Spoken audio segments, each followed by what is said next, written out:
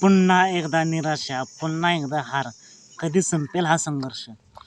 मित्रांनो, आज एक भव्य दिव्य ओपनचं मैदान पार पडतंय, युवा पुरंदर केसरी. आणि मित्रांनो, या मैदानात गट क्रमांक 50 सुटला. या गट क्रमांक 50 मध्ये होता बैलगाडा क्षेत्रातील देव विक्रमादित्य बाकासूर.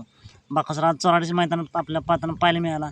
पुष्पराज सोबत बाकासूरची हार झाली. पण मित्रांनो, बाकासूरच्या धावणीचा महाराज 63-0-0. नेमकं काय घडलं? गटपात झाला का नाही? तर मित्रांनो, महाराज आपल्याला गट क्रमांक 50 मध्ये पाहायला मिळाला युवा पुरंदर केसरी मैदानात. आणि या मैदानात मित्रांनो 2 गाड्यांच्यात काटेकी लढत पाहायला मिळाली. शेवटच्या क्षणाला निकाल कोण घेतला?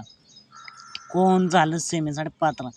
तर मित्रांनो, महाराजच्या शेजारची गाडी होती ती त्या गाडीने शेवटी निकाल घेतला आणि गाडी सेमीसाठी पात्र झाली. म्हणजेच काय, तर आज पुन्हा एकदा महाराजची गटाला हार झालेली. असं नाही मित्रांनो, खेळ म्हणल्यावर हार जीत होतच असते.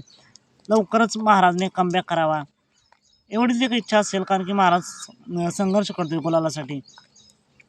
मित्रांनो, तुम्हाला काय वाटतं की महाराजचे हार का होत असावे? कमेंट करून नक्की सांगा.